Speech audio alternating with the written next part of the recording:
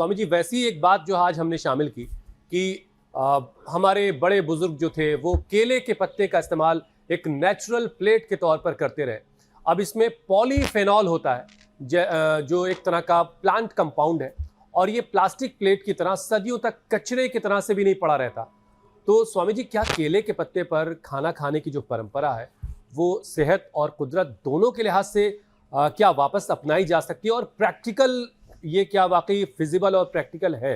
और दूसरी चीज़ ये कि शरीर को ज़रा एक्टिव करने के लिए शुरुआत में कौन सी हल्की जॉगिंग और स्ट्रेचिंग कर ली जाए, जिससे ज़रा पहले बॉडी खुल जाए, उसके बाद फिर आपके साथ पावर योगा किया जाए? हाँ, एक एक राज खोलेंगे फिर पूरे।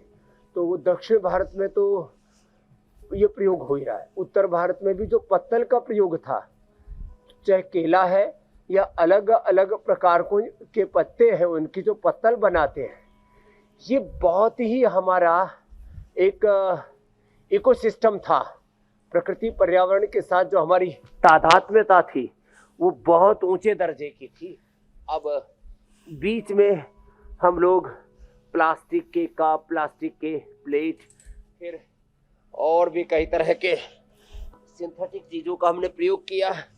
बैक टू बेसिक में, back to nature, back to yoga, back to ayurveda, हम इसमें यही लोगों को बता रहे हैं, भैया वापस आ जाओ, अपने मूल से वापस जुड़ो, अपनी संस्कृति से, अपनी प्रकृति से। और ये रोज हम सामान्यतः साधारण दंड, फिर ये मिश्र दंड, फिर ये हनुमान दंड, और जिनसे बन पाए उनसे तो हम आगे तक भी ये शेर दंड तक लगवा देते हैं।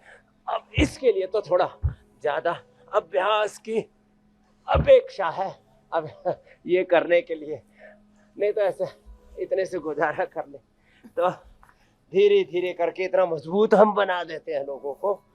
भुजंगासन और मरकट आसन तो मैं कहता हूँ सबको करना चाहिए, और जो थोड़ा शरीर को साध सके तो उनको हमारी तरह से पूरे शरीर को फिर साधना चाहिए। एक तो भुजंगासन ऐसे ये 10 बार से शुरू करके यो पैर पीछे पास में, और 100 बार तक ऐसे जाना चाहिए। स्वामी जी, देखिए बचपन में तो याद आ रहा है मुझे कि कहीं किसी के यहाँ प्रोग्राम में गए, कुछ छोटे मोटे प्रोग्राम्स में वो पत्ते वाली थालियों का चलन था, लेकिन पिछले बहुत वक्त से तो देखिए ईमानदारी से बिल्कुल ऐसा कोई मौका नहीं हुआ जब मैंने ये जो नेचुरल पत्तों की बनी हुई थाली का कहीं कोई इस्तेमाल देखा हो। आपकी नज़रों से पिछले कुछ वक्त में ऐसा कुछ गुजरा हो तो बताइए। और केले के पत्ते का इस्तेमाल तो खैर इधर अभी भी करोड़ों की संख्या में लोग इसका प्रयोग कर रहे हैं मेरे भाई हुसैन जी। पूरे तीर्थों में मैं देखता हूँ, जब भी हम मथुरा वृंदावन जाते पूज्य गुरु कारशण जी के यहाँ, जब आप देखते हैं हमारे साथ में एक बहुत ही पवित्र महात्मा योगाभ्यास करते हैं, और हमारे यहाँ जितने भी मंदिरों में प्रसाद दिया जाता है बाकी बिहारी जी से लेकर के, और कल हम जगन्नाथपुरी जी के हमारे जगत गुरु पूज्य शंकराचार्य भगवान की सन्निधि में थे, तो कोई भी मंदिर का प्रसाद आपको मिलेगा तो उसमें पत्तल जरूर मिलेगी। ऊपर से जब बांस की अलग अलग प्रकार की जहाँ जो सुलभ है टोकरी होती है, फिर उसको कपड़े से बांध करके जो प्रसाद मिलता है वो भी समय देते हैं। तो पत्तल दोने अभी भी हर मंडी में मिलेंगे।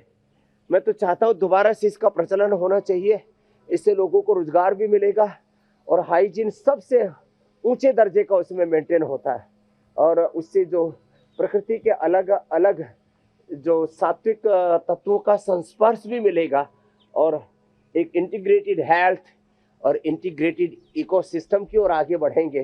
प्रकृति पर्यावरण का संतुलन भी नहीं बढ़ गया। ये प्लास्टिक और उससे कैंसर जैसी बीमारियां महामारियों की तरह जो फैल रही हैं, इस पर यह रोकथाम लगा सकेंगे।